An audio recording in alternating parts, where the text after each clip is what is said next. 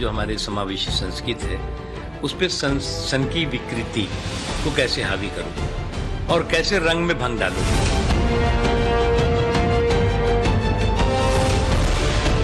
नरेंद्र मोदी ये स्वयं कहां से आते हैं? बहुत ही गरीब पिछड़े परिवार से आते हैं। चाय वाले के बेटे अपनी मेहनत, लगन और निष्ठा से भारत के प्रधानमंत्री बने कि नहीं बने?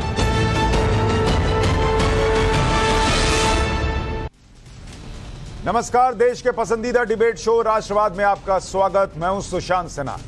राष्ट्रवाद यानी देश से बढ़कर कुछ नहीं। आज बात जब देश की करूंगा तो जिक्र ब्रिटेन का भी है। भारतीय मूल के ऋषि सुनक ब्रिटेन के नए पीएम नियुक्त हो गए हैं। पहली बार भारतीय मूल का कोई व्यक्ति ब्रिटेन का प्रधानमंत्री बन रहा है। हर भारतवासी के लिए यह गर्व का मौका है। यह मौका इसलिए और बड़ा है क्योंकि 200 साल तक अंग्रेजों ने भारत पर शासन किया, हमसे लगान वसूला, और आज उसी ब्रिटेन की लगाम एक भारतवंशी ऋषि सुनक के पास है। यानी जो 3 गुना लगान वसूलने की बात करते थे, अब उनका लगान यानी टैक्स कितना होगा, ये एक भारतीय मूल का व्यक्ति तय करेगा। लेकिन गर्व के इस मौके पर देश में कुछ लोगों ने विलाप शुरू कर दिया। विपक्ष ने सियासत शुरू कर दी। प्राइम मिनिस्टर ब्रिटेन का बन रहा था, मुद्दा यहां भारत में बना दिया गया। पीडीपी अध्यक्षा महबूबा मुफ्ती, पी चिदंबरम और शशि थरूर ने अल्पसंख्यक राग अलापना शुरू कर दिया। जैसे ही ऋषि सुनक के पीएम बनने की बात तय हुई, भारत में एजेंडा सेट करने वालों ने ट्वीट करना शुरू किया।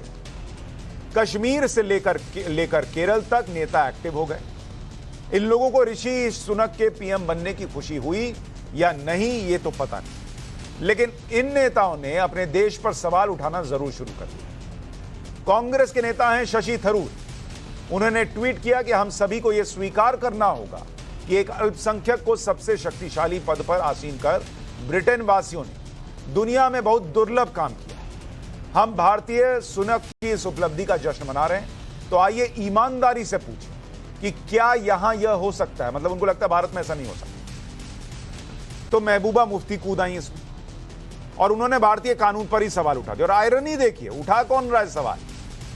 जिनके खुद के पिताजी इस देश में गृह मंत्री तक रहे, वो मैडम ट्वीट करके पूछ रही हैं कि ब्रिटेन ने एक जातीय अल्पसंख्यक को अपने प्रधानमंत्री के रूप में स्वीकार किया है, लेकिन हम अभी भी एनआरसी और सीए जैसी विभाजनकारी और भेदभावपूर्ण कानूनों से बंधे हुए हैं। एनआरसी तो आई नहीं है, पता नहीं कैसे बंधे हुए हैं। सीए जो आया उसका भारत के लोगों से लेना देना नहीं है, लेकिन बंधे हुए हैं। तो प्राइम मिनिस्टर ब्रिटेन का बन रहा था, हंगामा यहां चल रहा था।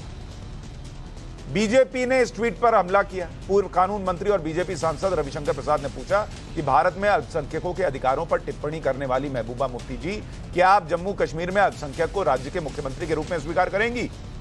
सुनिए एक बार। मैंने आज उनसे पूछ दिया कि क्या जम्मू कश्मीर का मुख्यमंत्री कोई अल्पसंख्यक बन सकता है, यानी गैर मुस्लिम, जो हमसे सवाल पूछ रही हैं। और आज का दिन सीए और एनआरसी का कोई मतलब नहीं है। इतना ही नहीं, जो शशि थरूर आज भारत की विविधता पर सवाल उठा रहे हैं, वो खुद कुछ साल पहले कह रहे थे कि इटालियन मूल सोनिया गांधी ने सिख पीएम के लिए रास्ता बनाया है और एक मुस्लिम राष्ट्रपति ने शपथ दिलाई है। यह भारत की विविधता है। एक बार शशि थरूर का वो पुराना बयान सुनिए। million a year.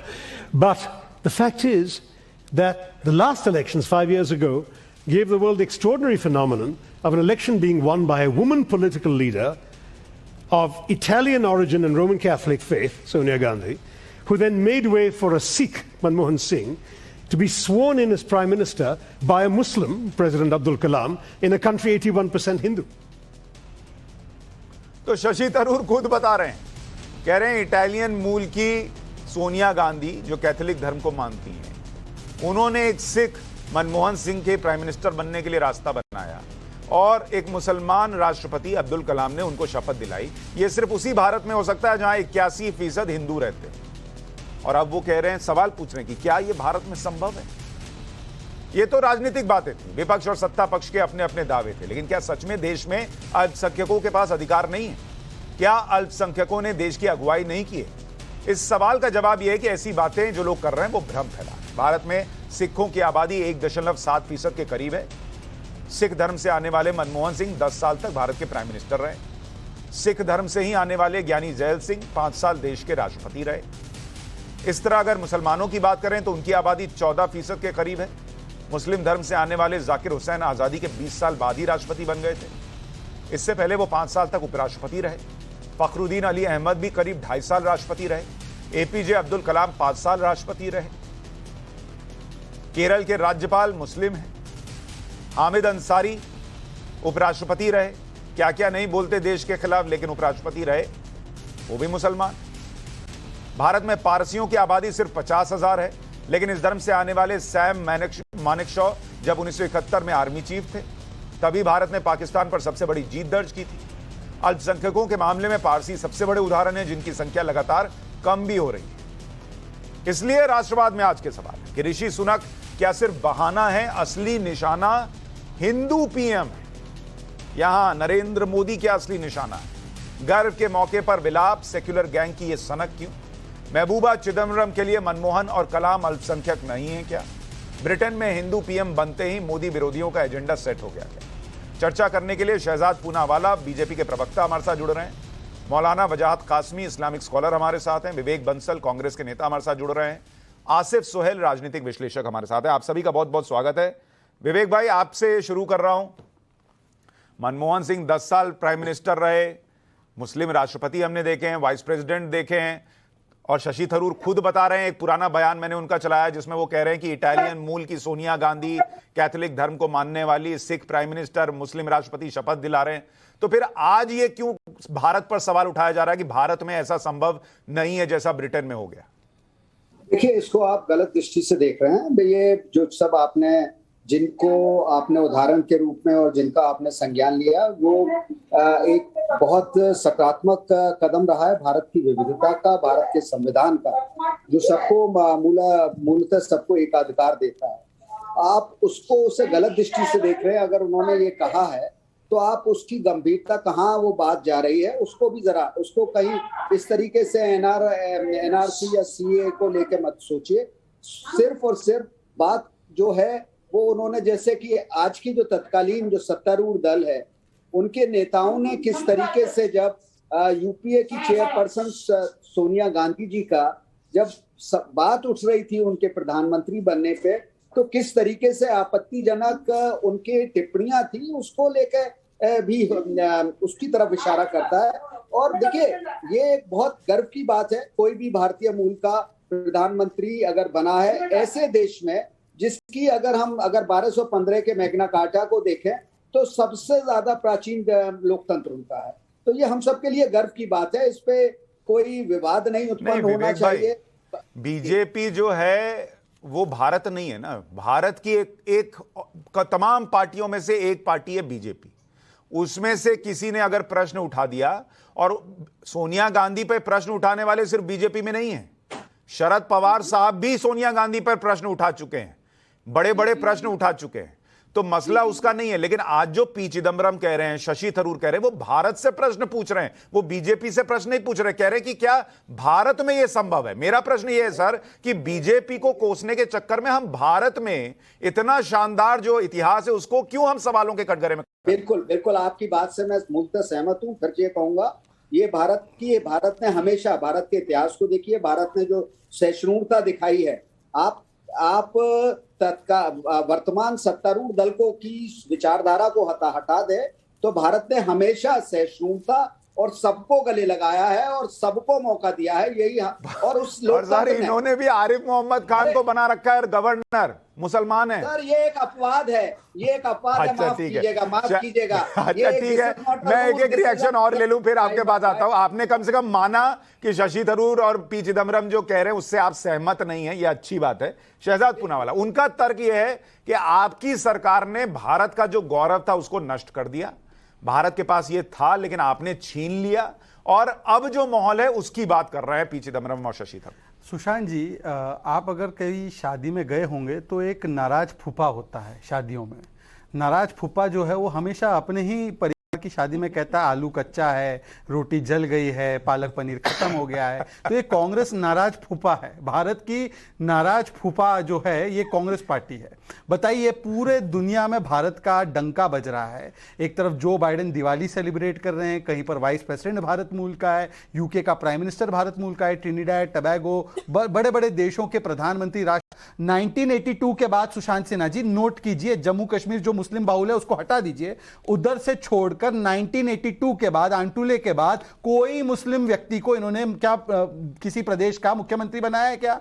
बता दीजिए। अच्छा, नेहरू जी जब रहते थे प्रधानमंत्री के रूप में 52, 57, 62 4% से ज्यादा कभी भी मुसलमानों की संख्या पार्लियामेंट में बढ़ी नहीं। बता दीजिए क्यों नहीं बना दिया? आपके पास उस समय तो एक ही पार्टी सत्ता में थी, ऐसा भी नहीं था कि दूसरी पार्टी चैलेंजर पार्टी थी। बना देते ना अनुपात में जितनी पॉपुलेशन थी मुसलमानों की। अरे वो छोड़िए, अब मुझे बताइए पर कि आपने भी नहीं बनाया, उनका तर्क ये आपने भी नहीं बनाया। क्योंकि हम सोचते हैं कि किसी मुसलमान का प्रतिनिधित्व या किसी हिंदू का प्रतिनिधित्व एक मेरिटोरियस व्यक्ति को करना चाहिए, ना कि कोई मुस्लिम माइनॉरिटी कैंडिडेट को। मैं एक सवाल पूछता हूं, इन्होंने विवेक भाई एक कमेंट लूंगा, फिर आपको रिस्पॉन्ड करने का मौका दूंगा। प्रधानमंत्री आदरणीय मनमोहन सिंह रहे। मैं पूछना चाहता हूं विवेक जी से कि क्या वो माइनॉरिटी थे इसलिए बनाया या मेरिटोरियस थे इसलिए बनाया? इसका जवाब सीधा सीधा दे दे। हम चाहते हैं कि मेरिटोरियस हो। अच्छा, जहां तक इसका सवाल है ना सुशांत जी, एक बात बता दूं, गुजरात में 10% मुसलमान है, ठीक है? इनसे पूछे ना इन्होंने कब 10% मुसलमानों को प्रतिनिधित्व दिया टिकटों में। ठीक है, एक मिनट, पिछली बार का चुनाव जहां पे बहुत अच्छा प्रदर्शन रहा, 6 मुसलमानों को दिया 182 में। ठीक है, एक तो ये रिएक्शन अगर बात करते हैं तो विनेबिलिटी ये भी देखते हैं। आसिफ सोहेल और कासमी साहब, मैं आपके पास आ रहा हूं। एक छोटा सा रिएक्शन पहले विवेक बंसल जी आप दीजिए इस सवाल पर कि मनमोहन सिंह को प्रधानमंत्री का जिम्मा इसलिए दिया गया था कि वो काबिल व्यक्ति थे, या इसलिए दिया गया था कि वो अल्पसंख्यक समाज से आते थे, सिख थे? देखिए, दोनों बातें थी, दोनों बातें थे, दोनों बातें थी, दोनों चीजों का समावेश था, इसलिए उन्हें बनाया गया। और उनकी विद्वता, उनका अल्पसंख्यक, वो दोनों चीजें उसको सम्मुख रखा गया, जिसके तहत उनको ये प्रधानमंत्री का पद दिया गया। अगर हम ये कहते हैं कि अल्पसंख्यक, तो उनकी विद्वता में कहीं कोई कमी, उनकी विद्वता अद्भुत, जिसे कहते हैं कि अद्भुत विद्वता के धनी थे वो। और उन पर विवेक भाई, पलट के लोग एक प्रश्न पूछेंगे, भाई मैं आज तक मानता था कि शायद उनकी काबिलियत को ज्यादा तवज्जो दी गई। आज आप खुलासा कर रहे हैं कि सिख होना भी एक क्राइटेरिया था, पर लोग ये पूछेंगे सर कि इतने साल कांग्रेस शासन में रही। देखिए, मैंने ये कहा कि दोनों चीजों का। हाँ, प्रणब मुखर्जी भी अपने आप में एक बहुत विद्वान व्यक्ति थे, ऐसा नहीं था कि कांग्रेस में इनकी कमी थी। पर जब आप किसी भी चयन करते हैं, और खासतौर से हिंदुस्तान की डेमोक्रेसी में जहां अपनी एक विविधता है, उसमें सब चीजों को सम्मुख रखा जाता है, सब चीजों को। मैं शहजाद, इस पे आप रिएक्ट कीजिए। 10 सेकंड फिर वो इनिशियल कमेंट रह जाएगा। 10 सेकंड मात्र। अच्छा, 10 विवेक सेकंड जी ने अपने ही तर्क को गोल कर दिया जो उन्होंने पहले भाग में दिया था। क्योंकि अगर इन्होंने क्राइटेरिया रखा था क्षमता को, ना कि माइनॉरिटी स्टेटस को, या आप कह रहे हैं कि माइनॉरिटी स्टेटस भी देखकर दिया सिख को, तो फिर भाई फिर डिबेट किस बात की है? मतलब कि इस देश में माइनॉरिटी हो तब भी प्रधानमंत्री बन सकते हो, चीफ जस्टिस बन सकते हो, चीफ इलेक्शन कमिश्नर बन सकते हो। अरे यहां तक कि सुशांत जी, आसिफ एक सेकंड एक करके बात रखते हैं।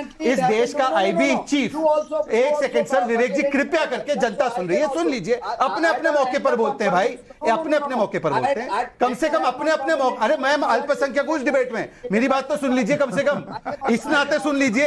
अच्छा विवेक भाई, तर्कों के आधार पर नहीं तो मेरे अल्पसंख्यक होने के आधार पर। ठीक है, मैं मौका दूंगा। सुशांत जी 10 सेकंड चाहता हूं। इस देश का आईबी चीफ आसिफ इब्राहिम था। अगर भारतीय जनता पार्टी के मन में ऐसी कोई भी भावना होती तो सबसे पहले और सबसे सेंसिटिव पोस्टिंग किस चीज की होती है? आईबी चीफ की होती है। आसिफ इब्राहिम का पूरा टेन्योर, उल्टा आसिफ इब्राहिम की बातों को खंडन करने वाले कौन थे? ये लोग थे, जब वो कह रहा था कि इशरत जहां आतंकवादी है, तो उन्होंने उस बात को नहीं माना। ठीक है, आसिफ सोहेल, क्या ये नाराज फूफा की नाराजगी दिख रही है कि भाई भारत में ऐसा नहीं हो सकता जो ब्रिटेन में, यूएस में हो रहा है, या आपको लगता है कि बीजेपी को, नरेंद्र मोदी को घेरने के चक्कर में जबरदस्ती अल्पसंख्यकों को एक तरीके से भड़काया जा रहा है कि भाई तुम नहीं बन सकते? भारत में तो हुआ है। देखिए, बराबर बन सकेंगे यहाँ पे, माइनॉरिटीज बराबर जो हो सो बनेंगे, मुसलमान प्रधानमंत्री हिंदुस्तान का बनेगा इंशाल्लाह। माइनॉरिटी से भी बनेंगे। और रही बात कांग्रेस के चरित्र की, अभी मेरे काबिल दोस्त ने कहा है, कांग्रेस का चरित्र मुल्क की आजादी दिलाने का है, ना बल्कि अंग्रेजों के सामने घुटने टेक कर आज हुकूमत जिसकी है ना, उनकी विचारधारा क्या है, देखिए उसमें नहीं जाएंगे। अब रही बात दूसरे मुल्क की, देखिए वहां पे एक सिटीजन की अहमियत है, ना बल्कि वो माइनॉरिटी हो या मेजॉरिटी हो, वहां की जो सो संविधान के ऊपर चलता है, उनकी रिलीजन कॉन्स्टिट्यूशन है, हमारे मुल्क का भी रिलीजन कॉन्स्टिट्यूशन है। देखिए जो पद पे बैठने वाला है वो एक कंट्री का नेशनलिस्ट होता है, ना बल्कि वो मुसलमान हिंदू होता है। और यहां पे इंशाल्लाह बराबर मुल्क का प्रधानमंत्री भारत का मुसलमान बनेगा आगे आने वाले दौर में, और माइनॉरिटी से भी बन के आएगा। अच्छा आसिफ भाई, चूंकि आपने थोड़ा सा हिस्ट्री का पन्ना खोला कि जो बीजेपी वाले बैठे हैं इनका क्या इतिहास है हिस्ट्री का, ये AIMIM का क्या इतिहास है देश की आजादी में? स्वर्णिम। अरे बिल्कुल, क्यों नहीं है, क्यों नहीं है? देश देखिए आज जो AIMIM ने जो मुल्क से मोहब्बत थी, इसलिए जो सो आज हिंदुस्तान में रह रहे हैं ना, मुल्क से मोहब्बत नहीं थी, जो पागल थे, जो दीवाने थे, वो निकल कर चले गए। जो मुल्क के अंदर है वो मर्द मुजाहिद है। आज भी आसिफ भाई वो चचा कौन थे जो अलग देश चाह रहे थे? आज मेरी बात तो सुनिए, सुनिए, वो तो चले गए ना, वो तो चले गए। तो आपका इतिहास यही है ना कि वो अलग देश चाहते थे, तो कम से कम जो अलग देश चाहते थे वो दूसरों को ज्ञान न दे, मैं बस इतना कह रहा था, आपको याद दिला रहा था। और आप जिस AIMIM की बात कर रहे हैं, अगर जो अंग्रेजों के सामने घुटने टेके, आसिफ भाई वो बताइए, अरे भाई अंग्रेजों के सामने घुटने टेके नहीं टेके उसकी लंबी बहस है, ये बताइए। पर आपके जो वो भाई साहब थे जो पाकिस्तान चले गए, उनकी तरह अलग देश नहीं मांग रहे थे। मैं ये कह रहा हूं कि भाई हमको वो हैदराबाद अलग देश बना के दे दो। कासमी साहब, नहीं मैं आसिफ भाई, क्या मैं थोड़ा पढ़ता हूं इसलिए आपको याद दिलाया। एम्बेसडर है, मैं क्या करूंगा? कोई बात नहीं, कोई बात, आप बेहतर बताएंगे। हाँ सही बात। कासमी साहब, क्या अल्पसंख्यक इस देश में बीजेपी के आने के बाद दबाया जा रहा है, इसलिए अब ये नहीं हो सकता जो ब्रिटेन में हो रहा है, या ये हिंदू विरोधी सोच है, हिंदू PM है भारत में, उससे दिक्कत है, अल्पसंख्यक को भड़काने का नया तरीका है?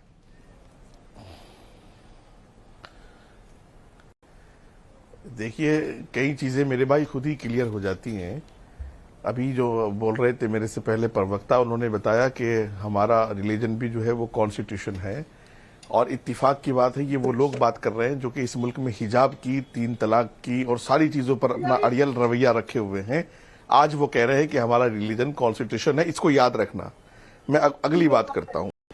सारी बातों में मेरे लिए सबसे ज्यादा ताज्जुब खेज और हैरत की बात यह है कि महबूबा मुफ्ती, जो जिनके फादर गृह मंत्री रहे और वो CM रही है, उनके फादर CM रहे हैं, लेकिन कश्मीरी पंडितों के लिए कभी कोई एक आवाज न उठा सकी, अपने अल्पसंख्यकों की हिफाजत न कर सकी, उनको बर्बाद किया और आज भी उनको बसने न देने की कसम खा रखी है।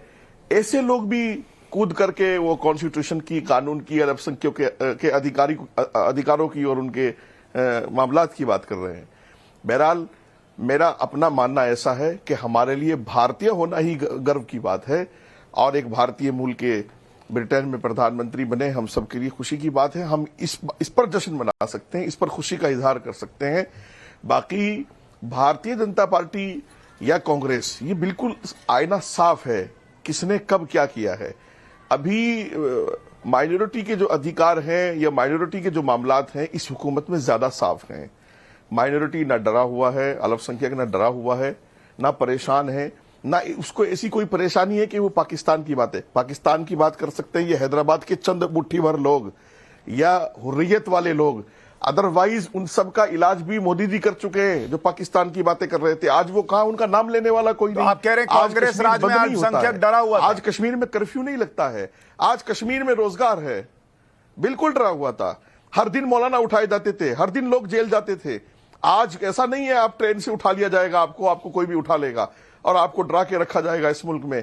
और अल्पसंख्यकों को अधिकार तो कांग्रेस ने कभी दिया ही नहीं, कभी नहीं दिया। इनके पास गिने चुने 2 आदमी थे जो मुसलमानों के नाम पर धब्बा थे वो, और फिर इनका चरित्र तो ये जाने हमेशा देश के खिलाफ। भाई विवेक बंसल जी वो कह रहे हैं आपने तो मुसलमानों के लिए कभी कुछ किया ही नहीं, और वो सच्चर कमेटी पे नहीं जा रहे, वो कह रहे जिनकी पोस्टिंग की बात कर रहे हैं कि कुछ जो मुसलमानों के नाम पे धब्बा थे उनको आपने अधिकार दिए।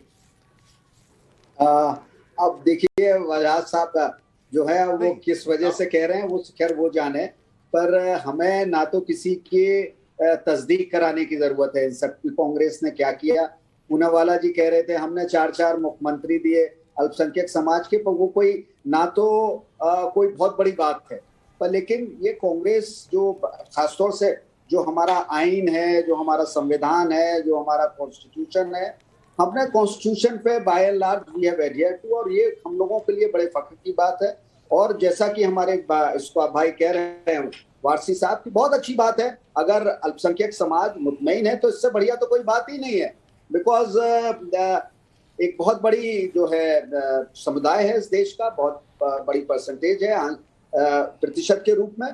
तो अगर वो मुतमईन है और अगर आप उनकी सबकी नुमाइंदगी कर रहे हैं और उन्हें ये इस मुल्क को एक ये आप संदेश देने की बात कर रहे हैं कि पूरी तरीके से जो अल्पसंख्यक समाज पूरी तरीके से महफूज है, आज पूरी तरीके से अपने हुकूकों को लेके इस मुतमईन बख्श है, तो बहुत अच्छी बात है। और मैं इनकी एक बात की मैं और बात कहना चाहूंगा, इन्होंने ये जो कश्मीर के ताल्लुक से बहुत अच्छी बात की और महबूबा मुफ्ती के मुतालिक की। आज महबूबा मुफ्ती जिनके, और एंकर साहब आपने भी चूंकि इस बात का हवाला दिया और आपने उसका तस्करा किया कि उनके वालिद मरहूम जो थे इस देश के गृह मंत्री रहे, और उसके बाद इन लोगों ने जब कश्मीरी पंडितों के साथ तलफी हो रही थी एक बार आवाज नहीं उठाई। तो अपने जमीन पर इनको भी कॉन्स्टिट्यूशन, देखिए सेकुलरिज्म की जब बात होती है, secularism is a two way process.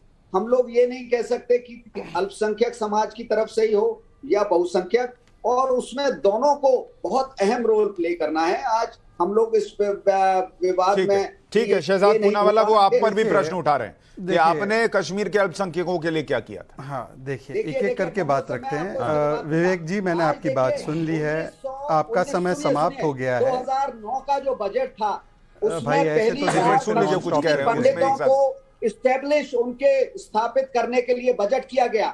जिस समय कश्मीरी पंडित विस्थापित हो रहे थे उस समय कौन सी सरकार थी जिसको बीजेपी सपोर्ट कर रही थी? उस समय लेफ्टिनेंट गवर्नर कौन था जो उनका बाद में राज्यसभा, बाद में उनका सांसद बना? ठीक है, फिर वरना तो लंबा हो जाएगा। ठीक है, अब जवाब सुन लीजिए। ठीक है, जवाब सुन लीजिए। ये लोग जवाब पूरा नहीं सुनते, जवाब नहीं सुनते पूरा। अब पूरा सवाल, सभी सवालों का जवाब शांतिपूर्वक सुनना। पहले सेकुलरिज्म पे चर्चा करते हैं। सेकुलरिज्म की परिभाषा क्या है? जब देश का प्रधानमंत्री खड़ा होकर कहे कि देश के संसाधनों पर पहला अधिकार मुस्लिम समुदाय का होना चाहिए, और उसकी तस्दीक कौन करता है? गुजरात के कांग्रेस के अध्यक्ष जगदीश ठाकुर कहते हैं बिल्कुल सही कहा मनमोहन सिंह ने। ये आपके हिसाब से सेकुलरिज्म है? या सेकुलरिज्म ये है कि आपने वैसे तो तुष्टिकरण के लिए तो बहुत कहा मुस्लिम मुस्लिम मुस्लिम मुस्लिम, और दिया क्या? हाशिमपुरा, मीरठ, मलियाना, नेल्ली, मुंबई, दिल्ली, सारे दंगे दिए जिसमें हजारों लोग मारे गए। अरे यहां तक कि मुंबई के दंगों में आप उद्धव सेना, उद्धव जी के पिताजी को जिम्मेदार मानते थे, आज उन्हीं के साथ आपने गठबंधन कर दिया। या सेकुलरिज्म वो है कि एक तरफ आईएसएफ के साथ गठबंधन, एक तरफ आईयूएमएल के साथ गठबंधन, एक तरफ उद्धव सेना के साथ गठबंधन? क्या अनोखा सेकुलरिज्म है? सुशांत जी, मुझे लगता है एक एक करके बात रखनी चाहिए। मैं तो इनके पूरा वक्तव्य मैंने सुना। विवेक भाई वो बोलने, फिर आप रिस्पॉन्ड आप बोलिए ना, आप अपने अपने हिसाब से अपने समय पर बोलिए। 70 वर्ष बोलने का मौका मिला, करने का मौका मिला, नहीं कर पाए, अब रुक जाइए ना। दूसरी बात, सेकुलरिज्म की परिभाषा क्या होनी चाहिए? मुझे बताइए, इस देश में एससी, एसटी, ओबीसी समाज मिलाकर 40% से ज्यादा आबादी है। एक प्रधानमंत्री का नाम बता दीजिए जिसको आपने बनाया हो। हम गर्व से कहते हैं कि पहला देश का ओबीसी प्रधानमंत्री जिसने अपना पूरा टेन्योर किया, और एक और टेन्योर जिसको मिला उसका नाम नरेंद्र मोदी है, ने बनाया। 60% आज रिप्रेजेंटेशन कैबिनेट में अगर किसी की है तो एससी, एसटी, ओबीसी समाज की। 11 महिला हमारी कैबिनेट मिनिस्टर्स है। हम शान से कहते हैं कि चाहे वो हमारी शौचालय योजना हो, चाहे उज्ज्वला योजना हो, चाहे डिजिटल बैंक अकाउंट खोलने हो, चाहे वो 80 करोड़ लोगों को घर में खाना देना हो, मोहम्मद मोहित किसी में अंतर नहीं होता, शिल्पा सुल्ताना किसी में अंतर नहीं होता। और हाँ, मुद्रा लोन योजना 35 करोड़ देते हैं तो उसमें 70% महिलाओं को मिलता है, 35% जो भागीदारी है वो एससी, एसटी और माइनॉरिटी समाज के। बताइए ना कहां पे इंस्टीट्यूशनल डिस्क्रिमिनेशन? और आखिरी बात, इन्होंने कश्मीरी पंडितों की बात की। अरे भाई साहब, कश्मीरी पंडितों का जो नरसंहार और पलायन हुआ 80 से 90 के बीच में हुआ, जब केंद्र में राजीव गांधी और इंदिरा गांधी की सरकार थी और राज्य में फारूक अब्दुल्ला की सरकार थी। टपलू जी की हत्या हुई, गांधी जी की हत्या हुई। अरे 83 के मैच में, इंडिया वेस्ट इंडीज के मैच में पाकिस्तान जिंदाबाद के नारे लग रहे थे, उस समय किसकी सरकारें थी? और जब यह पलायन हुआ, जब यह नरसंहार हुआ, तो एक बार भी जहां पर रलीफ शरीफ गलीफ के नारे लगे और इस नारों के बीच में इनको पलायन करना पड़ा, आपने इसको इस्लामिक जिहाद कहा है? हिंदू टेरर तो बड़े आसानी से कह दिया। गीता में जिहाद सिखाया जाता, बड़े आसानी से कह दिया। एक बार कहिए ना कि किसी ने इसको इस्लामिक टेरर के रूप में, इस्लामिक जिहाद के रूप में किसी ने एक्नॉलेज किया है? बोल दीजिए। विवेक बंसल जी जवाब दीजिए। शिंदे को बोल दीजिए, विवेक बंसल बोल दीजिए शिवराज पाटिल को, बोल दीजिए चिदम्बरम जी को। नहीं बोलेंगे। और एक आखिरी बात, एक आखिरी बात, एक आखिरी बात, अरे भाई एक आखिरी अब उनका जवाब इतना लंबा आपने दिया, उनका जवाब देते थे। एक आखिरी बात, विवेक बंसल पहले जवाब दीजिए। पुनर्स्थापना से पहले सुन लीजिए। अरे विवेक जी आप ही सुन लीजिए। हम, अरे भाई सुन लीजिए ना। अच्छा 10 सेकंड इनको और दीजिए, 10 सेकंड, फिर आपको ही मौका दे रहा हूं। 10 सेकंड और दीजिए, बोलिए। 10 सेकंड और। अरे नहीं सुनते आप लोग, पर सुनने पर मजबूर किया। बोलिए बोलिए बोलिए। देखिए आप लोगों को कुछ सुनाने, हाँ ठीक है, सुनाने के लिए नहीं, आपको आईना दिखा रहा हूं, सुन लीजिए और देख लीजिए। पुनर्स्थापना से पहले, रिहैबिलिटेशन से पहले रिपेंटेंस होना, पुनर्स्थापना से पहले पछतावा होना बहुत जरूरी है। आज हमारे एमआईएम के साथी बैठे हैं, विवेक जी बैठे हैं। एक बार कहिए कि रलीफ शरीफ गलीफ के नारे जो मस्जिदों से निकले उसको इस्लामिक जिहाद कहते कि नहीं कहते? एक बार कहने बोलिए। बताइए विवेक जी। वो कह रहे हैं इस्लामिक, हिंदू आतंकवाद तो आप लोग बहुत बोलते हैं, इस्लामिक जिहाद बोलेंगे? देखिए, जो भी जहां से भी जो अलगाववाद की बात करेगा उसको हम कोई एक वर्ग का चिन्हित करके नहीं कहा जाएगा। जो अभी तो हिंदू टेरर का, सैफरन टेरर का, जिहाद गीता में है ये कहा, इतना क्यों जबान लड़खड़ाती है साहब? ना तो इसे हिंदू आतंकवाद, हम जो बात कर रहे हैं, जो भी किसी की आवाज दबाने की बात करता है, किसी एक वर्ग के साथ चिदम्बरम जी ने, शिंदे जी ने कहा है हिंदू आतंकवाद, शिवराज पाटिल ने भी कहा। अब आप पुनेवाला जी, अब now you are not letting me speak. आप सवाल का जवाब। अच्छा ठीक है विवेक भाई, एक मिनट। विवेक भाई बस वो आप जवाब दीजिए। वो बस एक पॉइंट जोड़ रहे हैं। नहीं विवेक भाई, उनका पॉइंट ये है, विवेक भाई आप ही जवाब दीजिए। उनका पॉइंट सिर्फ इतना है कि आप इस्लामिक जिहाद की जब बात होती है तो कहते हैं कि एक किसी वर्ग की विशेष की बात ना हो, लेकिन वो कहते हैं जब हिंदू टेरर वर्ड लाते हैं, कोई शिंदे साहब लाएं, कोई चिदम्बरम लाएं, तब तो वो एक वर्ग की बात नहीं करते कि हिंदू टेरर कैसे स्टैब्लिश किया जा रहा है।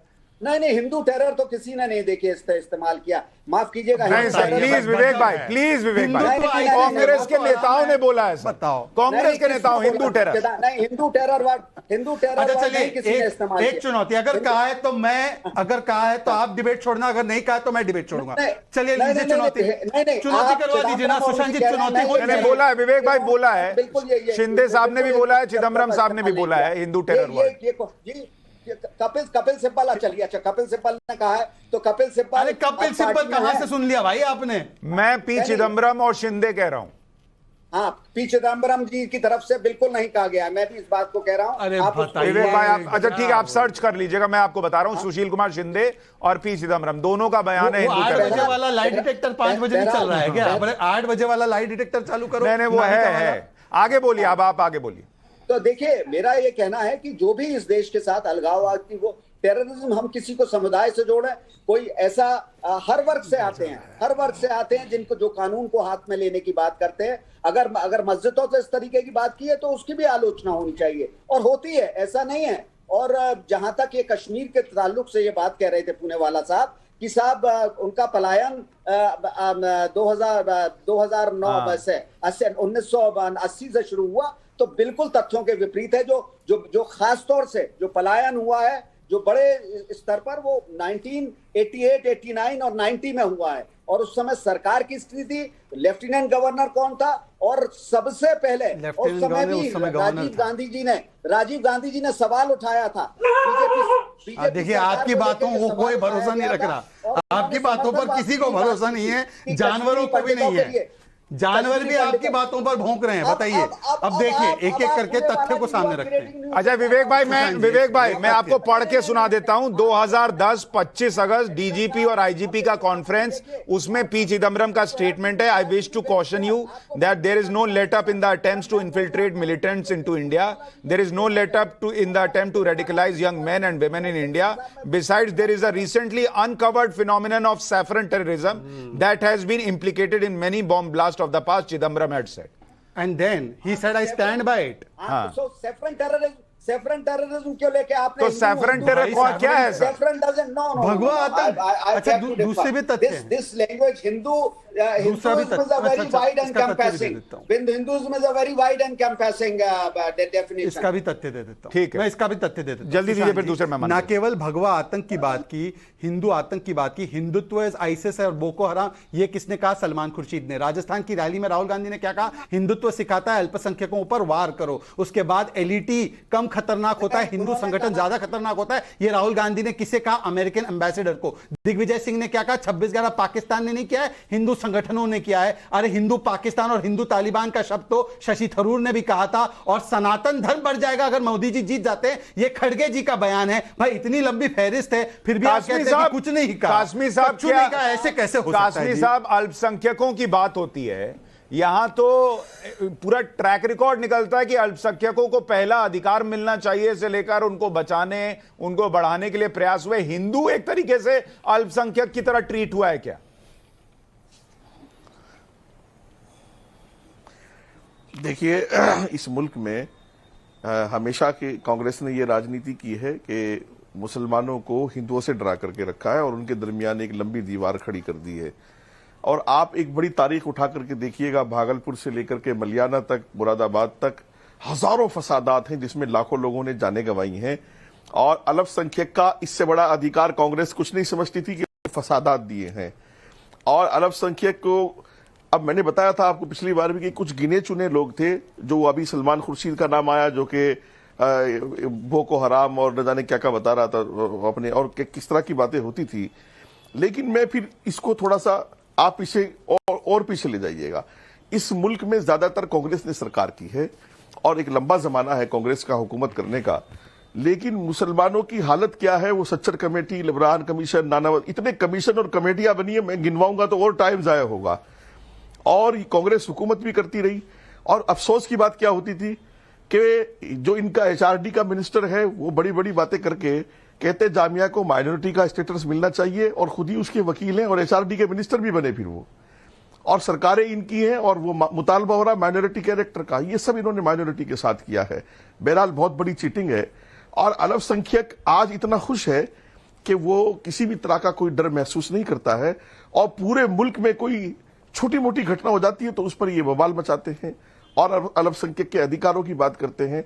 अल्पसंख्यक का अधिकार तब कहा गया था, तब भरतपुर में मस्जिद गिराई जा रही थी। अल्पसंख्यक का अधिकार तब कहा गया था जब कश्मीर में हर दिन कर्फ्यू लगता था, वो भी तो वो मुसलमान थे वहां पर, और उनके रोजगार खत्म हो गए थे, उनकी तालीम खत्म हो गई थी, पत्थरबाज उनको बना दिया गया था। आज भी तो वही कश्मीर है सुशांत भाई। आप पूरी दुनिया देख रही है कि जन्नत बना हुआ है। आज कर्फ्यू की बातें वहां नहीं हो रही है, आज पत्थर फेंकने की बातें नहीं हो रही। आज आसिफ सोहेल बताइए, कासमी साहब कह रहे हैं आज अल्पसंख्यक असल मायने में खुश है, डरा हुआ नहीं है, और वो कह रहे हैं कि कांग्रेस और पिछली राज में अल्पसंख्यक को दंगों के अलावा कुछ नहीं मिलता था। आसिफ सोहेल। सुशांत भाई, पहले तो मैं ये बोलना चाहूंगा, अभी ने किसी ने कहा है कि मुट्ठी भर हैदराबादी नहीं है। हैदराबादी का मुख्य का अंदाजा नहीं है। मुल्क की हिफाजत करने वाला हैदराबादी है, बॉर्डर पे हिफाजत करने वाला हैदराबादी है, और पूरी दुनिया में तिरंगा लेने वाला हैदराबादी है। आपके कल्लों में भी दूध बाकी है। आप ये हैदराबादी के मुंह को मत लगो, आप जुनूनी लोग होते हैं, समझे आप। हैदराबादी को मुट्ठी भर हैदराबादी मत बोलिए।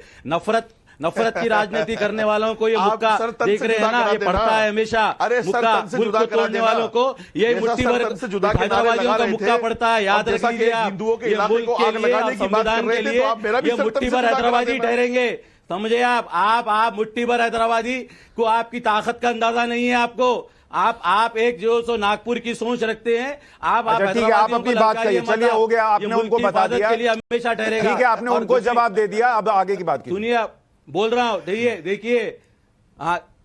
देखिए बराबर, देखिए हमारे संविधान की खूबसूरती ये है कि यहाँ पे हर किसी को बराबर जो सो हिस्सेदारी दी जाती है, कि मुल्क सभी का है। ये कोई हिंदू मुसलमान का नहीं है, ये मुल्क भारत का है, एक हिंदुस्तानी का है। तो और देखिए, पहले भी कई बार मुसलमानों को जो सो सताया गया है, कोई सी भी गवर्नमेंट होने दो। देखिए आज जो मुसलमानों का हाल है, बहुत परेशान है। मुसलमानों को डराया जा रहा है ना, बल्कि इस हिंदुस्तान में हिंदू खतरे में नहीं है, ये सारे हिंदुस्तानी खतरे में आज मुसलमान। नहीं, पर मुसलमान को कौन, आप लोग देखिए, आप लोग एक लाइन में बोलते हैं कि मुसलमान ऐसी कौम है जो डरती नहीं है किसी से, फिर आप दूसरी लाइन में बोलते हैं मुसलमान को डराया जा रहा है। जब डरने वाली कौम नहीं है तो कौन डरा रहा, पहली बात। और दूसरी बात, वही बोल रहा हूं ना, पर दूसरी बात सर जो वो पूछ रहे हैं कि कांग्रेस के राज में जब दंगे होते थे तब आपको डर नहीं लगता था, आज दंगे रुक गए तो डरे हुए हैं। किस बात से डरे हुए हैं?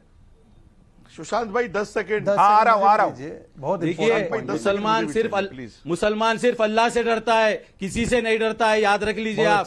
हमें डराने की कोशिश कर रहे हैं पर हम डरेंगे नहीं। अरे पर मैं पूछ रहा हूं, जब कांग्रेस के राज में दंगे होते थे तब आपको डर नहीं लगता था, आज जब दंगे नहीं हो रहे तो आपको डर लग रहा है, क्यों? देखिए, कांग्रेस के राज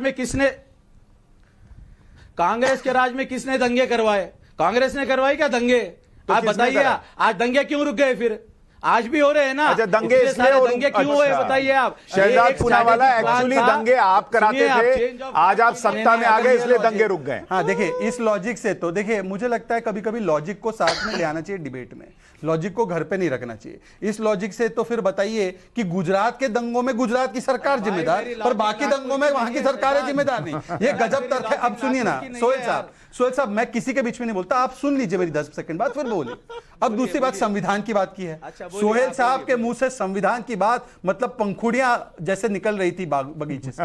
मुझे एक बात बताइए सोहेल साहब, एक पार्टी है देश में, एक ही पार्टी है जिसके नाम में मुस्लिमीन है, सारे भारतीयों को भी एड्रेस नहीं करती, ऑल इंडिया मजलिस इत्तेहादुल मुस्लिमीन। ये कौन से संविधान की बात है? और एक बात बता दीजिए, आप एक सांसद गिनवा दीजिए उसी पार्टी का जो हिंदू रहा, नाम बता दीजिए। पर उनके सांसद ही कितने चुन के आए? अरे भाई, टिकट तो दे सकते हैं ना, टिकट पे कौन सा दिया? हैदराबाद की सीट पे जहां पर स्ट्रांग होल्ड है वहां दे देते हैं हिंदू को।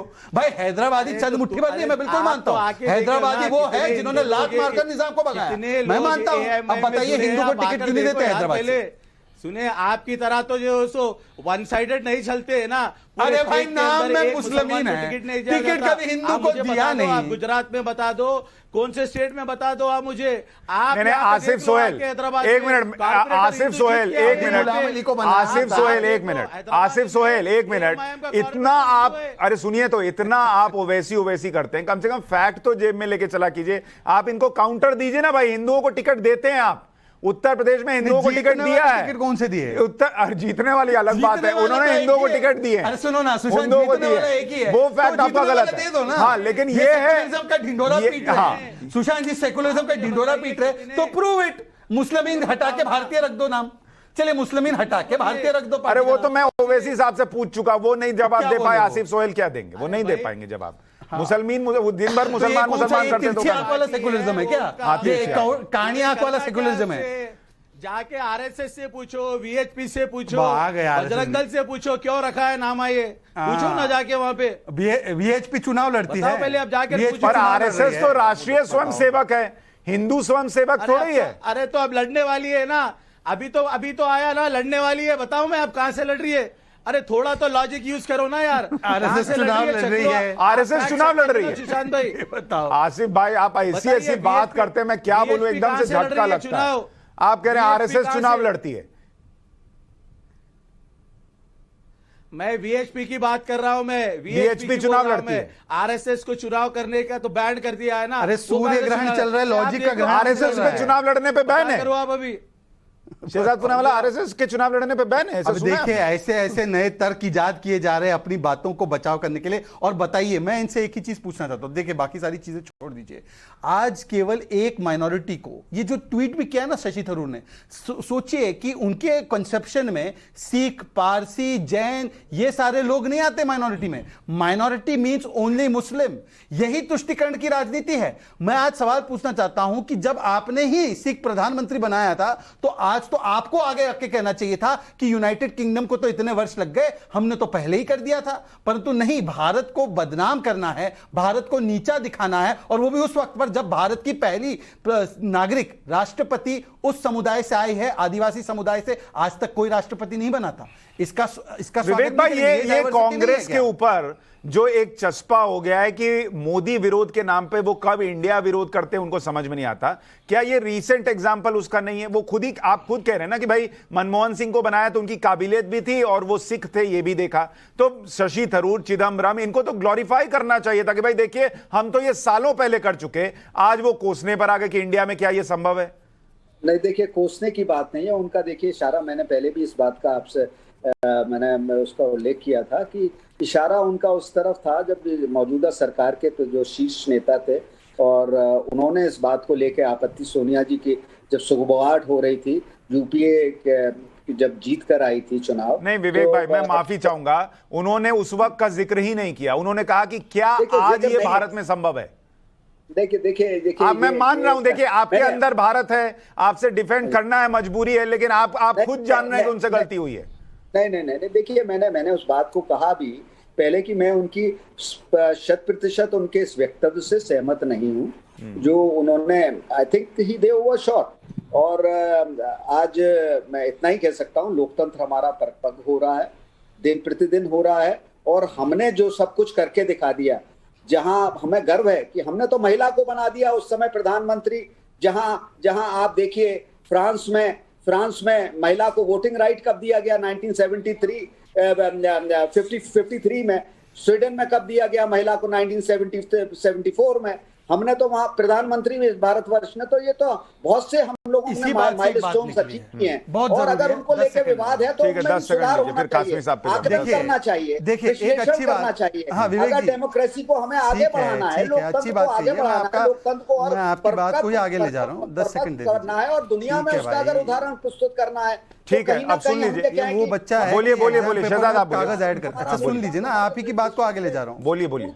आपने कहा भाई ये कैसे, बोलिए ना, आपकी आवाज जा रही, बोलिए। देखिए इन्होंने कहा हमने इनको पहला अधिकार दे दिया, हमने इनसे पहले अधिकार दे दिया, इनको पहला अधिकार दे दिया, बहुत अच्छी बात है। आज 370 और 35 से हटने के बाद पहली बार वाल्मीकि समाज को वहां पर अधिकार मिला वोटिंग का। वैसे तो पूरे देश में जय भीम, जय मीम, दलित लाइव्स मैटर, ये सारी चीजें करते हैं। इन दोनों से पूछे 370 हटने का स्वागत किया नहीं किया?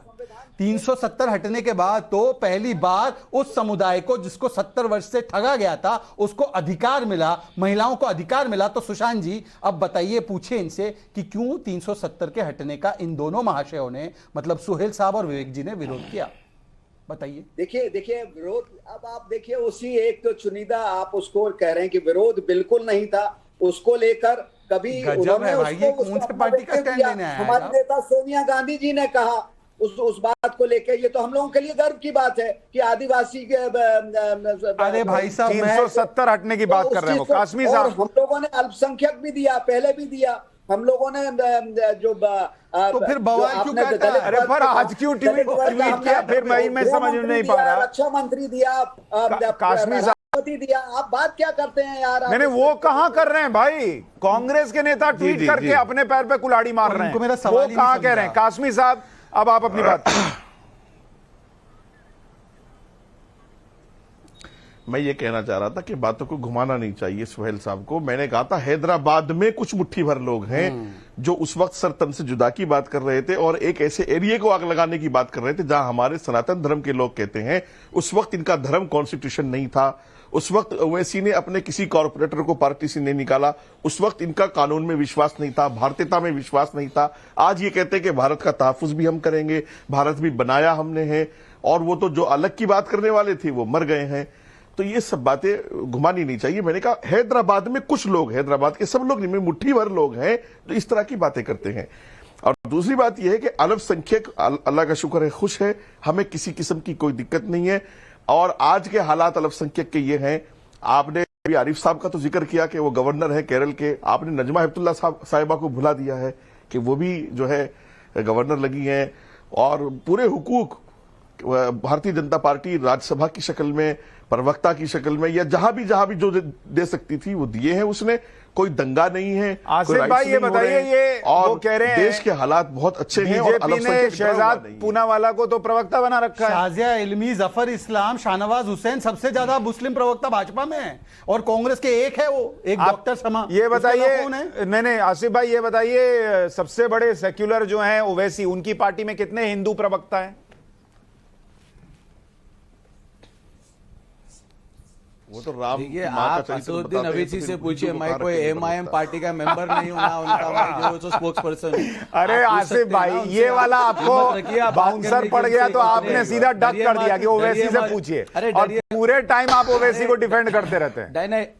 डरिए मत, डरिए मत। अरे भाई, हम नहीं डरे, मतलब आप सच्चाई डरा पे रहे बात हो। सॉरी, करते मैं हैं। नहीं डरा हुआ मैं हूं। राहुल गांधी को भी डिफेंड करता हूं, असदुद्दीन अवैसी को भी करता क्या हूं। जो मुल्क और combination है। संविधान की हिफाजत करेंगे वो राहुल गांधी भी है अरे और पर असदुद्दीन मैं- अवैसी भी है। अच्छा, एक बात उनके लिए बताइए। मैं बराबर ठीक, डिफेंड आसिफ करूंगा। भाई, और वो ओके, शख्स आप- जो मुल्क आसिफ भाई, जो आसिफ मुल्क भाई। की हिफाजत करेगा, जो कॉन्स्टिट्यूशन की बात करेगा, उनके लिए आप भी आसिफ करो भाई। ना। आप क्यों करे? आप नहीं करते हैं तो आपसे बहस करते अच्छा, हैं। आसिफ भाई, कॉन्स्टिट्यूशन पे एक नहीं, सवाल, नहीं, एक मिनट आसिफ भाई, एक सवाल, एक मेरा भी, एक पहले मेरा फिर आप। बहुत इंपॉर्टेंट अच्छा, है, 5 सेकंड दे दीजिए, अच्छा, बहुत लीजिए, इंपॉर्टेंट है। लीजिए। अरे कॉन्स्टिट्यूशन वाले 3 तलाक का फैसला रद्द किया सुप्रीम कोर्ट ने, स्वागत किया आपने? शाहबानू का फैसला स्वागत किया आपने? बम ब्लास्ट हो गया आप तो। अरे 3 तलाक दे के आज जो उस औरत परेशान है, उसके पैसे आप दे रहे हैं क्या? अब संविधान को भी और उनका जो कर कोर्ट दो। जेल में संविधान पड़ा है, पर भी उनके मेंटेनेंस कर कौन दो। दे रही है? सुप्रीम कोर्ट आप RSS आप में जिसकी भी हिमायत करते हैं ना, अरे देखो भाई, आप नहीं, देखो, आपको जो सो स्पोक्स पर्सन होंगे, आप उनके कुछ होंगे, लोगों की दर्द को देखो। सुप्रीम कोर्ट ने मुल्क बोला में भाई। लोग किस दर्द से गुजर रहे हैं, जो अच्छा, आसिफ भाई, गैर संवैधानिक आसिफ भाई, एक कानून छोटा सा पास कर प्रश्न कर मेरा है। जो लोगों को आसिफ सताया भाई, जा रहा है, उसके बारे में देखो। आसिफ भाई, मैं एक छोटा सा कोई प्रश्न मजाक पूछता की हूं। बात नहीं है। आपकी बहन को जब होगा ना, आपकी माँ भाई को क्या जब मेरी होगा, बहन के तो ऊपर सब क्यों समझ जा में रहे हो आएगा ना भाई? ये देखिए, डिबेट सब हम अपनी दोनों बात के आसिफ बीच भाई, में हर बहन किसी और की परिवार को मैं घसीट बोल रहा हूं, दी। आसिफ भाई, समझो आप। आसिफ भाई, एक छोटा सा प्रश्न। नहीं, आसिफ भाई, एक छोटा सा मैं प्रश्न। बात देखिए, आसिफ भाई, एक छोटा सा प्रश्न। मेरी बात सुनो। नहीं, आप मेरी बात सुनिए ना सर, मैं आपकी बात सुन रहा हूं, मैं आपकी बात सुन रहा हूं। मैं चाहता हूं देश असलियत समझे।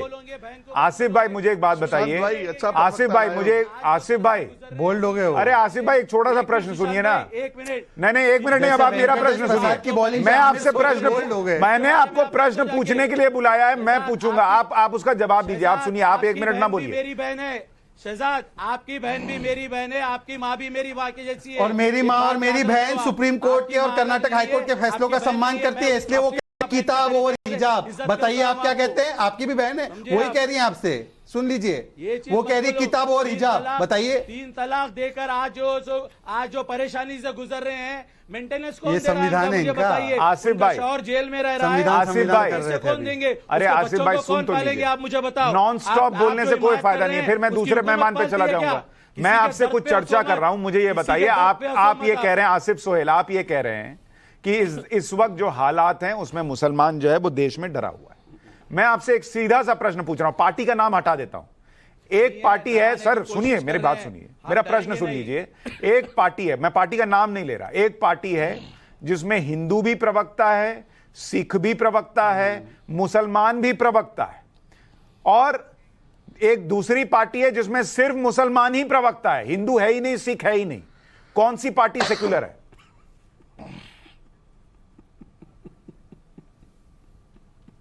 दोनों भी सेक्युलर है। दोनों। खुश आप देखिए, आप सच्चाई सुनिए, आप सच्चाई जानना नहीं चाह रहे हैं। आप जो पार्टी की बात कर रहे हैं, उनके पास है, उनके पास प्रवक्ता बराबर नॉन मुस्लिम है, उनके पास कॉर्पोरेट नॉन मुस्लिम है, उनके पास इन्होंने पार्टी का नाम ही नहीं लिया। सवाल करिए ना, अच्छा ठीक, सवाल करने का। मैंने आसिफ भाई, मैंने आपका पॉइंट ले लिया। आसिफ भाई, मैंने आपका पॉइंट ले लिया कि अगर किसी पार्टी में हिंदू प्रवक्ता नहीं है, सिर्फ मुस्लिम प्रवक्ता है, तो भी वो सेक्युलर हो सकती है। सर, अरे भाई, मेरा प्रश्न सुनिए, तो भी वो सेक्युलर हो सकती है। अब मेरा प्रश्न ये है कि अगर, सर, अगर किसी पार्टी में, नहीं आसिफ भाई, अब मुझे बोलने दीजिए, फिर मैं ऑडियो करूंगा। आसिफ भाई, आपका पॉइंट ये है, अगर किसी पार्टी में सिर्फ मुस्लिम प्रवक्ता है और हिंदू प्रवक्ता ना हो, तो भी वो सेक्युलर पार्टी हो सकती है। तो किसी सरकार में सिर्फ हिंदू मंत्री हो और मुसलमान मंत्री ना हो, तो वो एंटी मुस्लिम कैसे होती है? वो सेक्युलर क्यों नहीं होती?